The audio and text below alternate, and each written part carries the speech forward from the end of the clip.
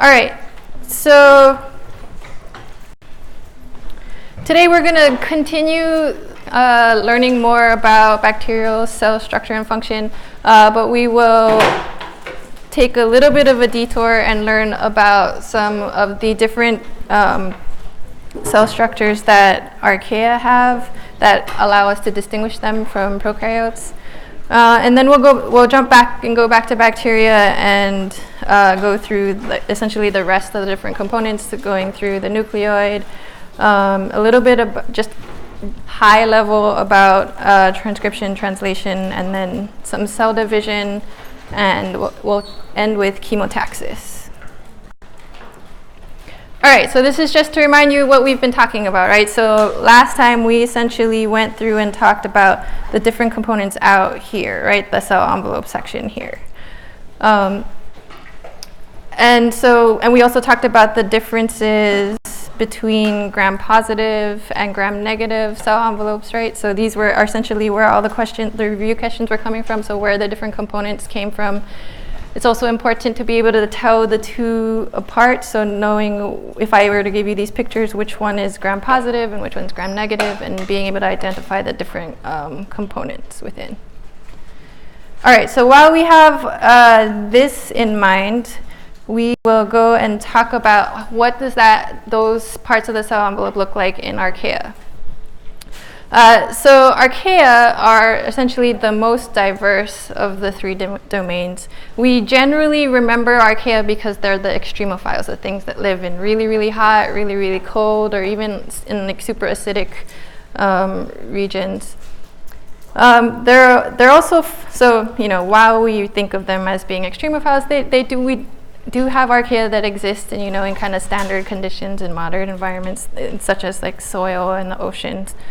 But one of the surprising things about the archaeal domain is that we haven't found any pathogens yet in this domain. All right, so now we just want to keep in mind, right, that these things are living in these extreme, like, different environments, and so somehow their cell structures have to support them living in these environments. So what are some of the things that are distinct about archaea versus the prokaryotic membranes that we just learned? All right, so the first thing, so this region here, so remember there was this glycerol derivative that kind of links the different chains to them. In archaea, it's actually L-glycerol versus D-glycerol.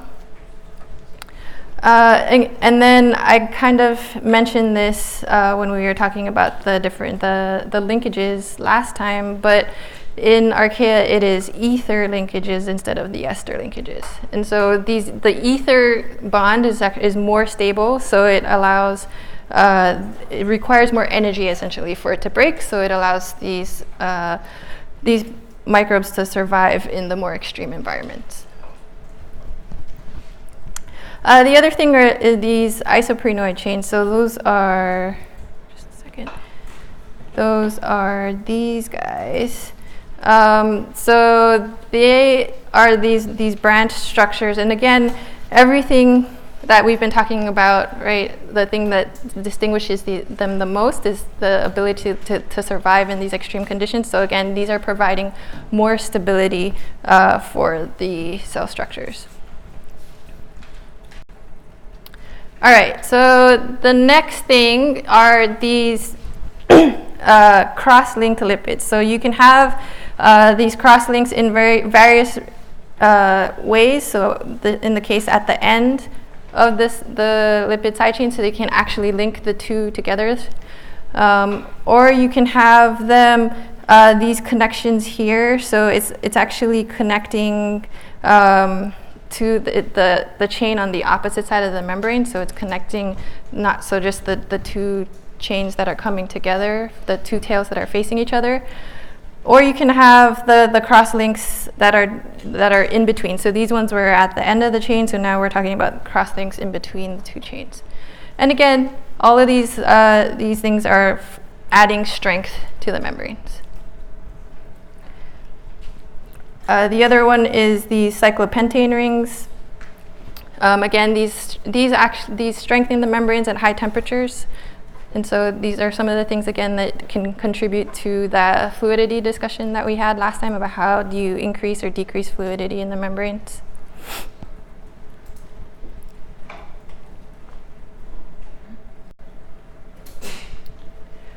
All right, so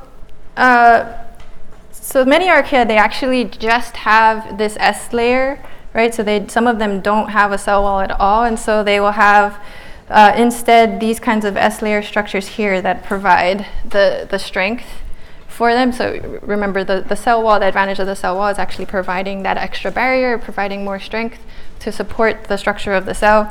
But in some cases, the archaea don't actually need that, and they would just rely on an S layer like this. But some of them, they do still have a cell wall, except now it is, instead of made out of peptidoglycan, it's made out of this pseudomurin. And it has these different sugars in them. So it has the N-acetyl, I don't know how to say this, and then so the difference between the N-acetylmuramic acid and this, it has this beta-1,3 linkage. Again, so it's just a different sugar. But this is another way that you can distinguish between an archaea cell structure and a prokaryotic one.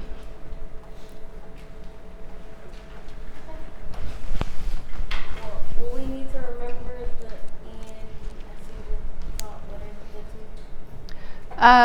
No, but you should remember that it's pseudomurin. I wouldn't say like, oh, can you write out what the name of this thing is? I couldn't even pronounce it. So essentially, know that it's pseudomurin, and why is that different? Because it has a different sugar than the standard one. Yeah. All right. So one of the key things about this is, so remember now we can tell the difference between the cell walls of the archaea and the bacteria because of this, but we can actually also tell them apart by using an enzyme called a lysozyme. So the lysozyme will actually degrade this 1,3 linkage, and so that will allow you to be able to tell them apart. So it's just it's like a way that we can distinguish if we're like looking at two different cells and you're like, they look kind of similar, right? Archaea, they can kind of look the same as prokaryotes, but this could be a quick test to tell which one it is.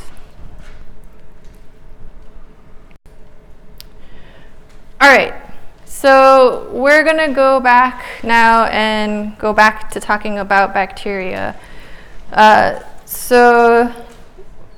We've been talking about the outside cell envelope structure, so now we're going to go and talk about what's happening in this region here, like what's happening on the inside of the cell.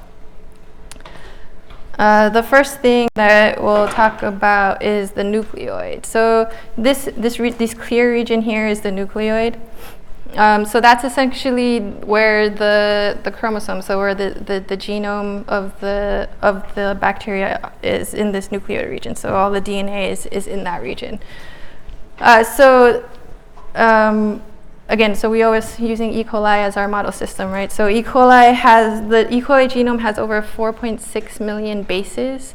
And so if you think about that, that's going to be well larger than essentially the size of a small E. coli bacteria. And so in order for all of that stuff to actually fit in here, the DNA actually has to get supercoiled and compacted in order to fit inside the cell. And so that's so the nucleoid, so this is what that kind of looks like here. But the nucleoid, essentially it forms about these 50 loops or domains. The midpoint, and so this will become important later on when we go through replication. But the midpoint of the DNA is the DNA origin, so that's the origin of replication. So the name is exactly what it means. That's where replication starts. And then, like I said, in order for all of this to actually fit inside the cell, the DNA is supercoiled by the gyrases and then compacted by these DNA binding proteins. And so those DNA binding proteins, they help keep the supercoils in place and allow them to fit inside the cell.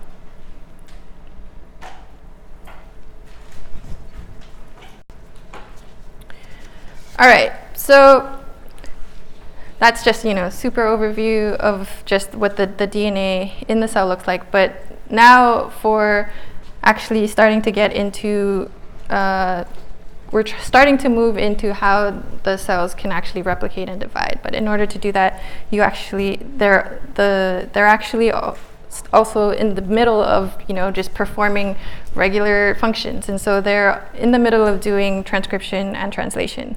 And one of the key differences for bacteria cells is that transcription and translation are actually coupled together. So this is a result of the fact that there's no nucleus, right, in these, and so there's no compartmentalization. And so essentially everything is happening in the middle of that cell. And so as soon as the polymerase starts to transcribe the RNA, the ribosome is going to latch on as soon as it can, and then it's going to start translating. And so you're going to have transcription and translation happening at the same time, and everything is going to be happening together. And you can even have translation, so you can have more than one ribosome on a single transcript. And so if you kind of remember the pictures, we'll get to some of them again, but there were a lot of, in the pictures of where the ribosomes were versus where the nucleoid was, there's essentially a ton of that's just features that you can see, because this is all happening at the same time.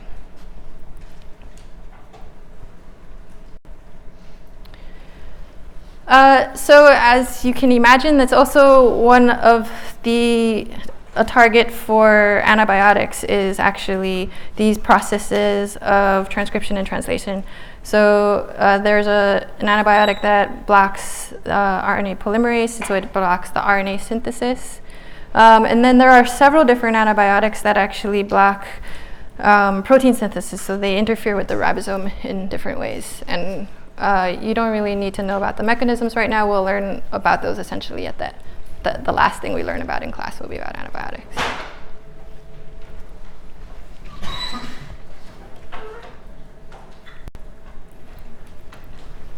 All right, so last time, if you remember, we talked about the cell membrane and how it's full of these different proteins, right?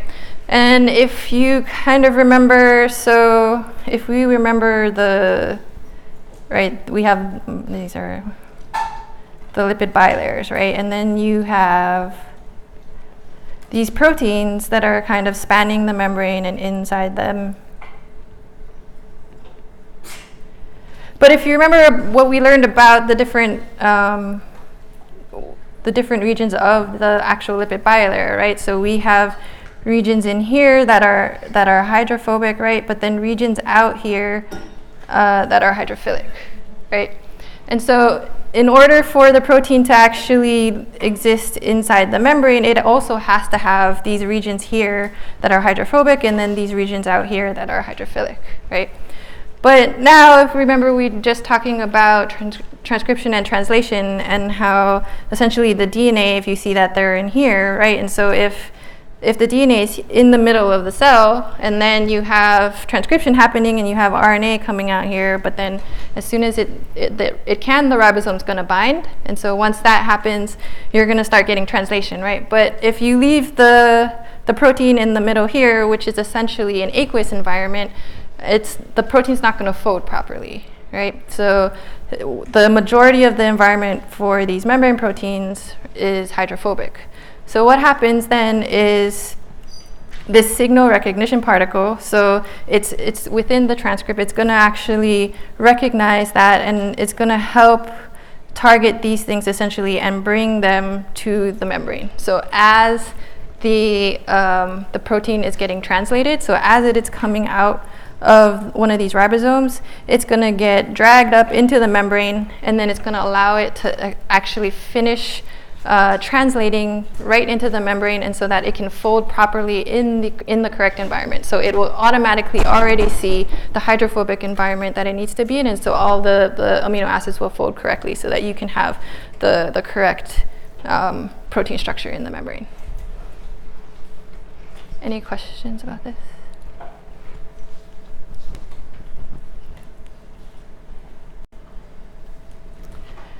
All right, so the next topic we're going to talk about is cell division. So cell division, this is one of the most kind of coordinated processes that the cell goes through, right? Because if you can think about it, right, we just talked about transcription translation. That's constantly going on in the cell, right? So it needs to balance all of these different processes, right? So it needs to balance it needs to balance replicating the DNA, and it has to balance all the actual other metabolic processes that are happening in order for it to keep growing and for it to keep surviving. So just kind of keep that in mind. All of that is happening at the same time as this process is going through. Like we mentioned, replication, it begins at this origin here.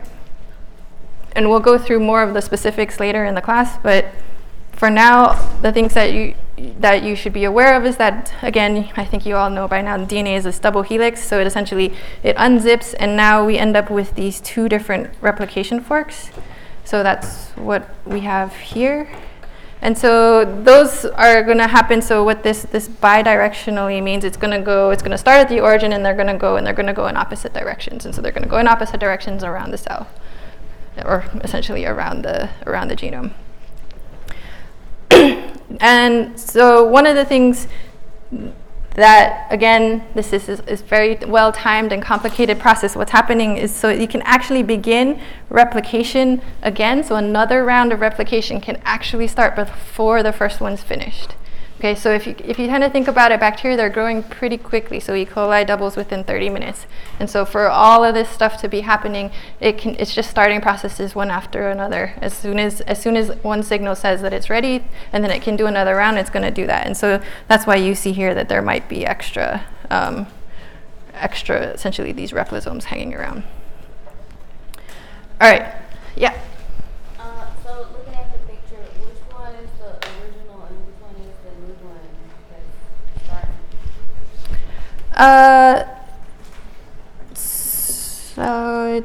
So these ones here are the new ones. So like the first one will come through, and it's going around, and it's coming around through down here, and then the new one's starting again up here. Yeah. Is the repliosome moving, or is the DNA moving through the repliosome? It's moving around the DNA, yeah.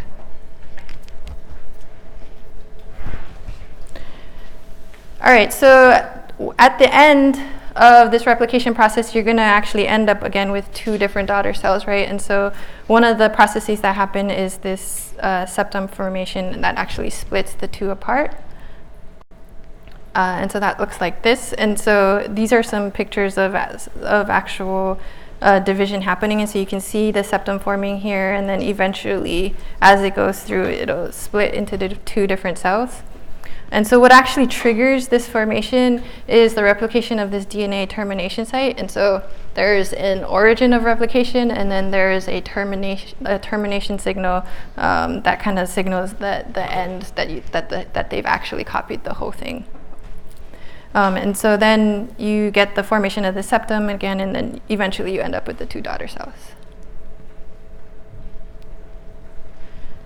All right, so your book has this video, which we're going to watch. And I also posted this on Canvas, but we will watch this now. Cell division requires highly coordinated growth and expansion of all the cell's parts. In prokaryotes, a circular chromosome begins to replicate at a sequence of base pairs called the origin or ORI site. At the origin, the DNA double helix begins to unzip, forming two replication forks. At each fork, the two strands of the parental DNA molecule are used as templates to make new DNA strands. Structures called replisomes perform this replication function. Each replisome, one at each fork, contains two DNA polymerase molecules, as well as other enzymes and accessory components. Soon after replication initiates, the two copies of the DNA origin of replication attached to the cell envelope move apart as the cell expands. As the replisome travels along the DNA, it converts one helix into two progeny helices almost simultaneously. Replication proceeds in both directions around the circle. Sometimes even before replication terminates, 2 new replisomes form at each new ORI site. After the replisomes replicate the termination site, the replisomes separate from the DNA. Additionally, replication of the termination site triggers growth of the dividing partition of the envelope, called the septum. The septum grows inward from the sides of the cell, at last constricting and sealing off the 2 daughter cells. This process is called septation. All right, any questions about this process?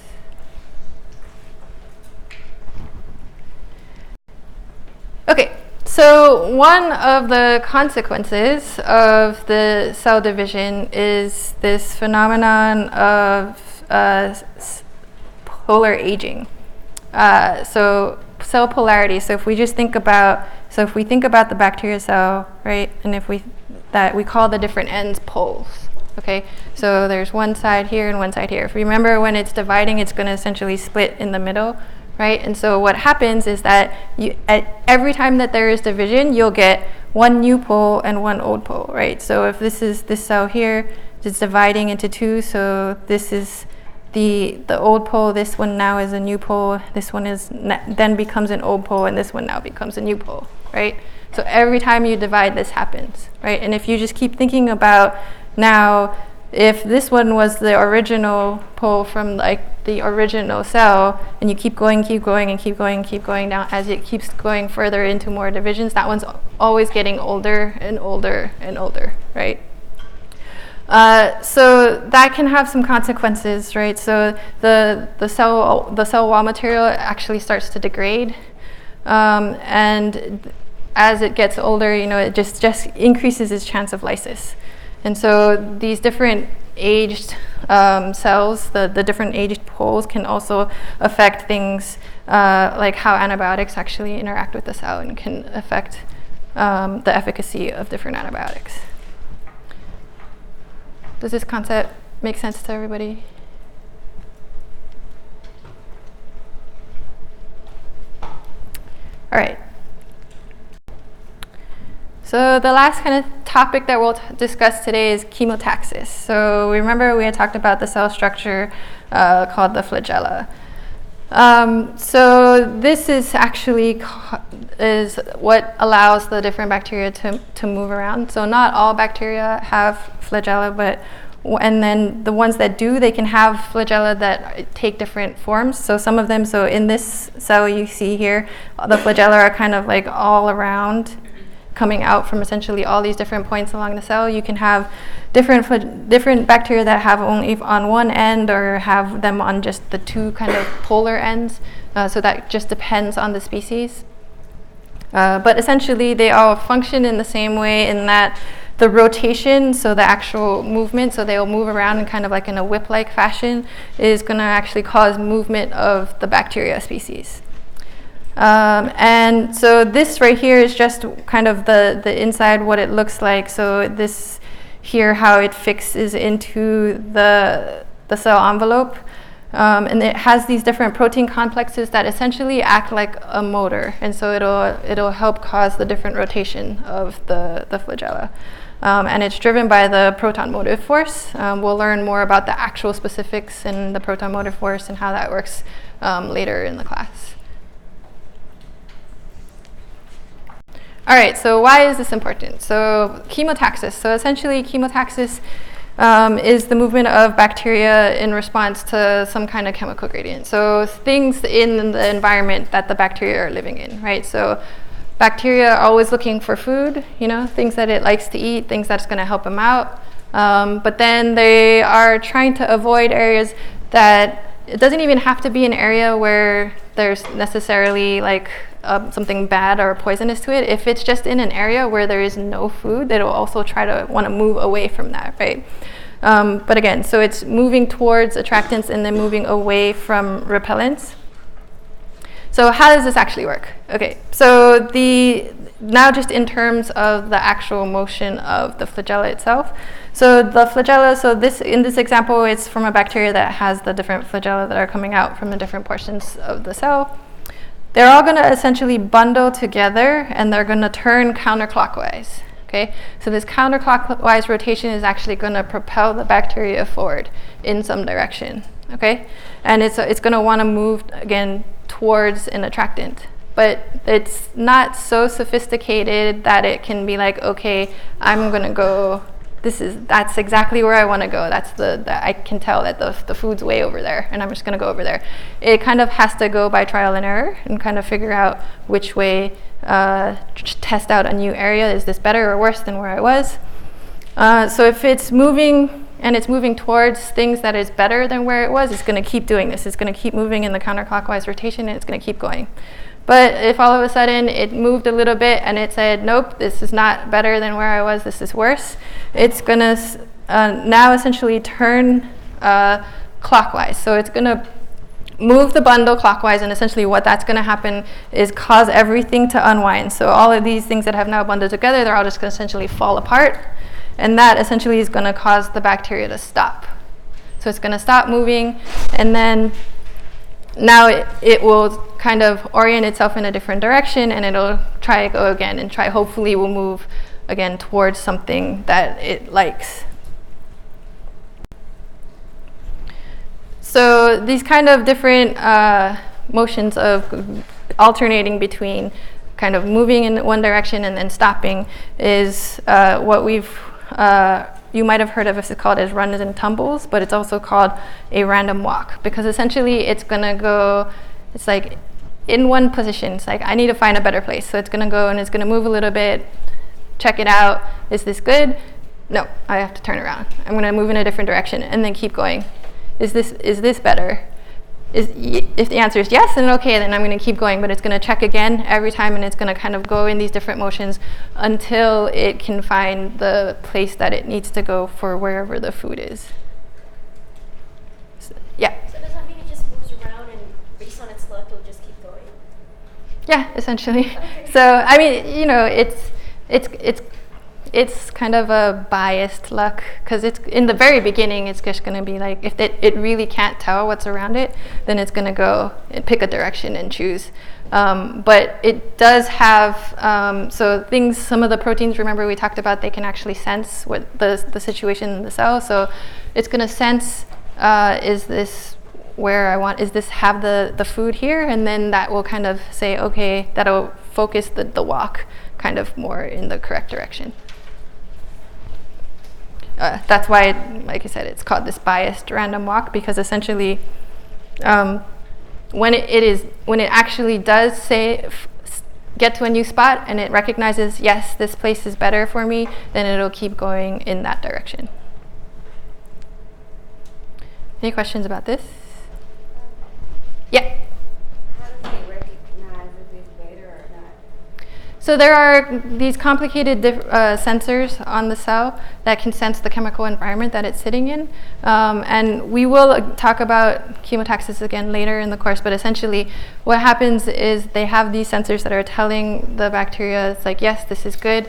And then it actually is smart enough to kind of desensitize itself to that like concentration. Because if you imagine there's like one spot that has this really high concentration of food, okay? So if it's in kind of some kind of liquid or semi-liquid environment, as you go away from it, the concentration of that food is going to get less, right? But for the bacteria, it's going to get higher and higher as it gets to it. So it needs a way to essentially say, yes, this concentration is higher than what it had, and they have evolved this complex system of being able to do that, to be like, yeah, this is good, oh, this is even better, and it can figure that out.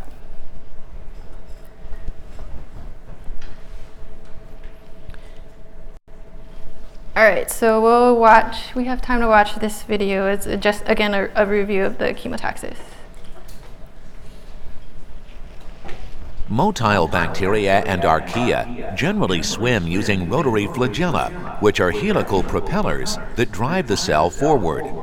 E. coli bacteria have 2 to 6 flagella randomly distributed around the cell. During an uninterrupted run, in which the cell moves steadily forward, all the flagella spin counterclockwise as a bundle. Periodically, one or more flagella reverse their rotation to clockwise, disrupting the entire bundle and causing the cell to tumble. The cell ends up pointed in a random direction.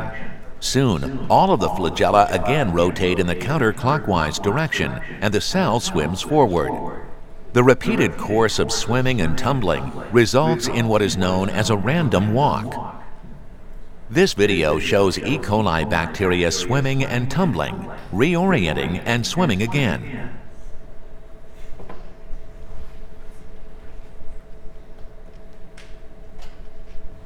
Most flagellated cells have an elaborate sensory system that enables them to swim toward favorable environments that contain attractants, such as nutrients, and away from inferior environments that contain repellent signals, such as waste products. This sensory system is known as chemotaxis.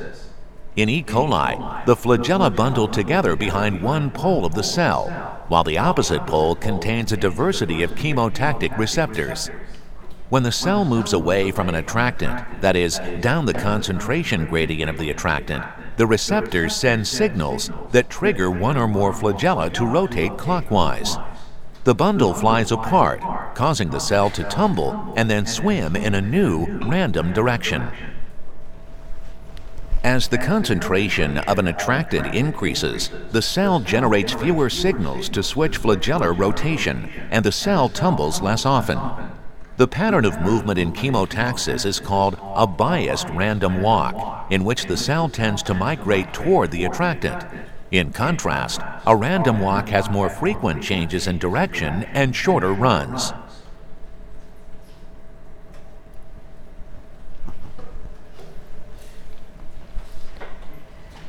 All right, that's all we had for today. So if there's any questions.